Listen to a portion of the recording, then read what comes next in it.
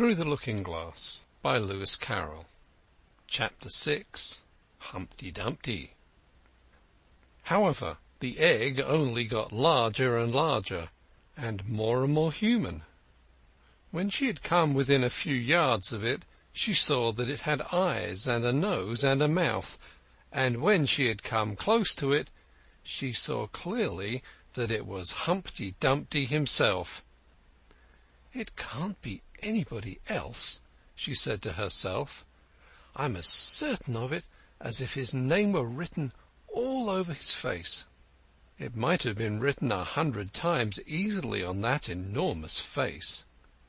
Humpty Dumpty was sitting with his legs crossed like a Turk on the top of a high wall, such a narrow one that Alice quite wondered how he could keep his balance, and as his eyes were steadily fixed in the opposite direction, and he didn't take the least notice of her, she thought he must be a stuffed figure after all.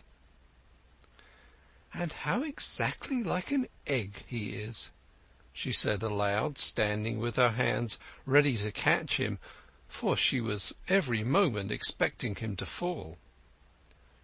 "It's very provoking," Humpty Dumpty said after a long silence, looking away from Alice as he spoke. "To be called an egg. Very." "I said you looked like an egg, sir," Alice gently explained. "And some eggs are very pretty, you know," she added, hoping to turn her remark into a sort of a compliment. "Some people," said Humpty Dumpty, looking away from her as usual, "have no more sense than a baby." Alice didn't know what to say to this. It wasn't at all like conversation, she thought, as he never said anything to her. In fact, his last remark was evidently addressed to a tree, so she stood and softly repeated to herself, "Humpty Dumpty sat on a wall. Humpty Dumpty had a great fall. All the king's horses and all the king's men couldn't put Humpty Dumpty in his place again." That last line is much too long for the poetry, she added almost out loud, forgetting that Humpty Dumpty could hear her. "Don't stand there chattering to yourself like that," Humpty Dumpty said, looking at her for the first time. "But tell me your name and your business." "My name is Alice, but—" "Oh, it's a stupid enough name," Humpty Dumpty interrupted impatiently. "What does it mean?" "Must a name mean something?" Alice asked doubtfully. "Of course it must," Humpty Dumpty said with a short laugh. "My name means the shape I am, and a good handsome shape it is too. With a name like yours you might be any shape almost." "Why do you sit out here all alone?" said Alice, not wishing to begin an argument. "Why, because there's nobody with me," cried Humpty Dumpty. "Do you think I didn't know the answer to that? Ask another." "Don't you think you'd be safer on the ground?" Alice went on, not with any idea of making another riddle, but simply in her good-natured anxiety for the queer creature. "That wall is so very narrow." "What tremendously easy riddles you ask!" Humpty Dumpty growled out. "Of course I don't think so. Why, if ever I did fall off, which there's no chance of, but if I did—" Here he pursed his lips and looked so solemn and grand that Alice could hardly help laughing. "If I did fall," he went on, "the king has promised me with his very own mouth to send all his horses and all his men," Alice interrupted rather unwisely. "Now, I declare that's too bad," Humpty Dumpty cried, breaking into a sudden passion. "You've been listening at doors and behind trees and down chimneys, or you couldn't have known it." "I haven't indeed," Alice said very gently. "It's in a book." "Ah, well, They may write such things in a book, Humpty Dumpty said in a calmer tone. That's what you call a history of England, that is. Now, take a good look at me. I'm one that has spoken to a king, I am. Mayhap you'll never see such another. And to show you I'm not proud, you may shake hands with me." And he grinned almost from ear to ear as he leant forwards, and as nearly as possible fell off the wall in doing so, and offered Alice his hand. She watched him a little anxiously as she took it. If he smiled much more, the ends of his mouth might meet behind, she thought, and then I don't know what would happen to his head. I'm afraid it would come off. "Yes, all his horses and all his men," Humpty Dumpty went on. "They'd pick me up again in a minute, they would. However, this conversation is going a little too fast. Let's go back to the last remark but one." I'm afraid I can't quite remember it," Alice said very politely. "In that case we start afresh," said Humpty Dumpty, "and it's my turn to choose a subject." "He talks about it just as if it was a game," thought Alice. "So here's a question for you. How old did you say you were?" Alice made a short calculation and said, 7 years and 6 months. "Wrong!" Humpty Dumpty exclaimed triumphantly. "You never said a word like it." "I thought you meant, how old are you?" Alice explained. "If I'd meant that, I'd have said it," said Humpty Dumpty. Alice didn't want to begin another argument, so she said nothing. 7 years and 6 months, Humpty Dumpty repeated thoughtfully. "An uncomfortable sort of age.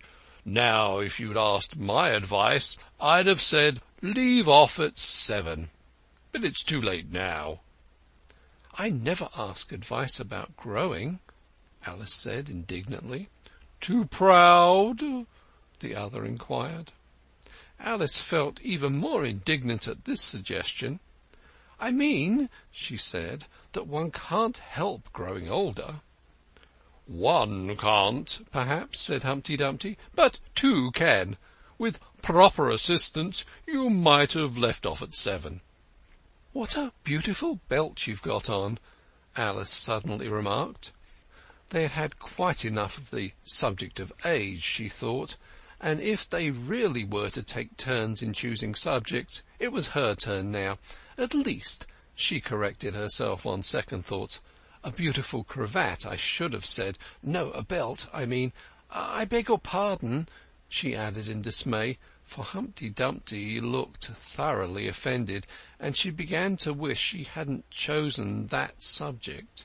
If I only knew, she thought to herself, which was neck and which was waist. Evidently Humpty Dumpty was very angry, though he said nothing for a minute or two. When he did speak again, it was in a deep growl.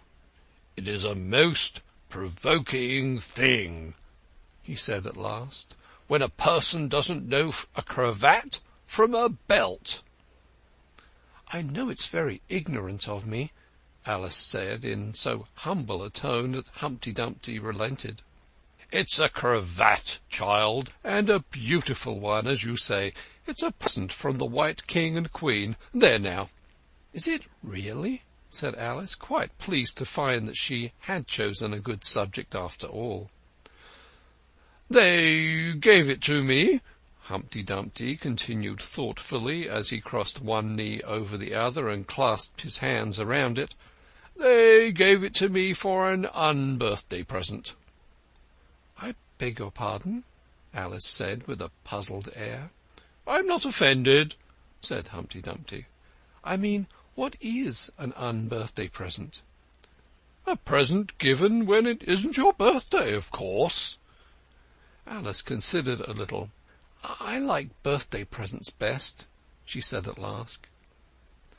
"I don't know what you're talking about," cried Humpty Dumpty. "How many days are there in a year?" 365, said Alice. And how many birthdays have you? 1. And if you take 1 from 365, what remains? 364, of course. Humpty Dumpty looked doubtful. I'd rather see that done on paper, he said. Alice couldn't help smiling as she took out her memorandum book and worked the sum for him. 365 minus 1 leaves 364. Humpty Dumpty took the book and looked at it carefully. That seems to be done right, he began. You're holding it upside down, Alice interrupted. To be sure I was, Humpty Dumpty said gaily as she turned it around for him. I thought it looked a little queer. As I was saying, that seems to be done right, though I haven't time to look over it thoroughly just now, and that shows that there are 364 days when you might get un-birthday presents. Certainly, said Alice. And only 1 for birthday presents, you know. There's glory for you. I don't know what you mean by glory, Alice said. Humpty Dumpty smiled contemptuously. Of course you don't till I tell you. I meant, there's a nice knock-down argument for you. But glory doesn't mean a nice knock-down argument, Alice objected. When I use a word, Humpty Dumpty said in a rather scornful tone, it means just what I choose it to mean, neither more nor less. The question is, said Alice, whether you can make words mean so many different things. The question is, said Humpty Dumpty, which is to be master, that's all. Alice was too much puzzled to say anything, so after a minute Humpty Dumpty began again. They've a temper, some of them, particularly verbs. They're the proudest. Adjectives, you can do anything with them, but not verbs. However, I can manage the whole lot of them. Impenetrability, that's what I say. Would you tell me, please, said Alice, what that means? Now you talk like a reasonable child, said Humpty Dumpty, looking very much pleased. I meant by impenetrability that we've had enough of that subject, and it would be just as well if you mention what you mean to do next, as I suppose you don't mean to stop here all the rest of your life. That's a great deal to make one word mean, Alice said in a thoughtful tone. When I make a word do a lot of work like that, said Humpty Dumpty, I always pay it extra. Oh, said Alice. She was much too puzzled to make any other remark. Ah, you should see 'em coming round me of a Saturday night, Humpty Dumpty went on, wagging his head gravely from side to side, for to get their wages, you know. Alice didn't venture to ask what he paid them with, so you can see I can't tell you. You seem very clever at explaining words, sir, said Alice. Would you kindly tell me the meaning of the poem called Jabberwocky? Let's hear it. I can explain all the poems that were ever invented, and a good many that haven't been invented just yet. This sounded very hopeful, so Alice repeated the first verse. 'Twas brillig, and the slithy toves did gyre and gimble in the wabe. All mimsy were the borogoves, and mome raths outgrabe. That's enough to begin with, Humpty Dumpty interrupted. There are plenty of hard words there. Brillig means 4 o'clock in the afternoon, the time when you begin broiling things for dinner. That'll do very well, said Alice. And slithy? Well, slithy means lithe and slimy. Lithe is the same as active. You see, it's like a portmanteau. There are 2 meanings packed up into one word. I see it now, Alice remarked thoughtfully. And what are toves? Well, Toves are something like badgers, they're something like lizards, and they're something like corkscrews." "They must be very curious-looking creatures." "They are that," said Humpty Dumpty. "Also, they make their nests under sundials. Also, they live on cheese." "And what's the gyre and to gimble?" "To gyre is to go round and round like a gyroscope. To gimble is to make holes like a gimlet." "And the wabe is the grass plot round the sundial, I suppose," said Alice, surprised at her own ingenuity. "It's called wabe, you know, because it goes a long way before it and a long way behind it." "And a long way beyond it on each side," Alice answered. "Exactly so. Well then, mimsy is flimsy and miserable. There's another portmanteau for you. And a borough is a thin, shabby-looking bird with its feathers sticking out all around, something like a live mop." "And then mome raths?" said Alice. "I'm afraid I'm giving you a great deal of trouble." "Well, a rath is a sort of green pig, but mome I'm not certain about. I think it's short for from home, meaning that they lost their way, you know." "And what does outgrabe mean?" "Well, outgrabing is something between bellowing and whistling, with a kind of sneeze in the middle. However, you'll hear it done, maybe, down in the wood yonder, and when you've once heard it, you'll be quite content. Who's been repeating all that hard stuff to you?" "I read it in a book," said Alice, "but I had some poetry repeated to me, much easier than that, by Tweedledee, I think it was." "As to poetry, you know," said Humpty Dumpty, stretching out one of his great hands, "I can repeat poetry as well as other folk, if it comes to that." Oh, it needn't come to that," Alice hastily said, hoping to keep him from beginning. "The piece I'm going to repeat," he went on without noticing her remark, "was written entirely for your amusement." Alice felt that in that case she really ought to listen to it, so she sat down and said, "Thank you," rather sadly. "In winter, when the fields are white, I sing this song for your delight. Only I don't sing it," he added as an explanation. "I see you don't," said Alice. "If you could see whether I'm singing or not, you've sharper eyes than most," Humpty Dumpty remarked severely.